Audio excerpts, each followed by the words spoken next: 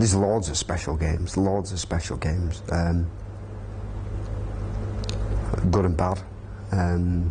The best, I suppose, was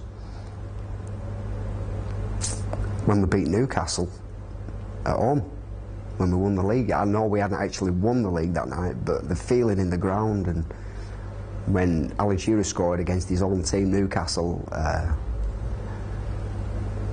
it was fantastic. It was just, you could see the passion. They spoke to Tim Flowers after the game, and you could see the passion in him. People have took the mickey out of him since for what he said during that interview, but you know, you knew there and then that we were 6 points clear, and United had to catch us up. I don't know the ins and outs, but the feelings in that game, we knew we won the league that match. It was formality when we played Liverpool. In fact, we got beat against Liverpool, but we still won the league. But yeah, there's been bad games as well, you know, like Crystal Palace away in the playoffs, getting beat when we had a 3-1 lead when we went down there, and we got beat 4-3 on aggregate.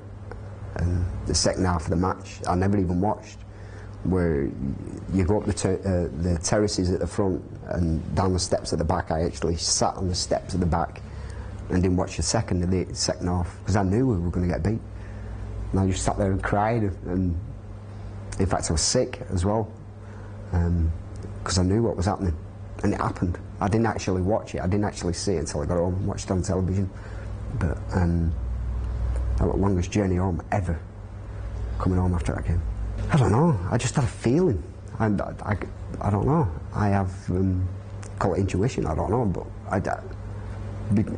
because of the way the first half had panned out, with the referee giving, I think he was called George Courtney, and a lot of Rovers fans will remember George Courtney. They hate him, they really do, but he actually made amends the day that we were promoted to the Premier League against Leicester City, because he gave us the penalty that got us promoted, and it was never a penalty, but he gave us that penalty. But on that day when we got beat at Crystal Palace, he was so intimidated by the fans who had come up and stood up against the side of the pitch, and I knew that we were going to get beat. I knew it. In fact, I probably knew in the first leg when we had a player called Gale, I can't remember his first name, and he missed the penalty in the first leg. If he'd have scored that penalty in that first leg, we'd have been promoted. Things would have been different. But yeah, Howard Gale, Liverpool, he used to play for Liverpool. But yeah, and I don't know, the intuition, I suppose, but I knew that we were going to get beat. And I felt so sick, and I actually cried. I've never cried at a football match before.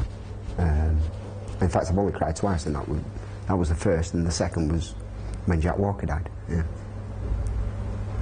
For Blackburn, yeah, and I never knew him personally. I never met him or anything, but I've never lost anybody really close to me. Well, I hadn't at that time. But yeah, it was just like losing a part of your family when he died. I went to his funeral at Blackburn Cathedral, and I'll never forget it. Just the way people spoke about him, and the way it brought out emotions in me that, you know, that I've never felt before. You know, I remember a song by Sarah Brightman being on, and I'd never heard that song before, but I'll never forget it now.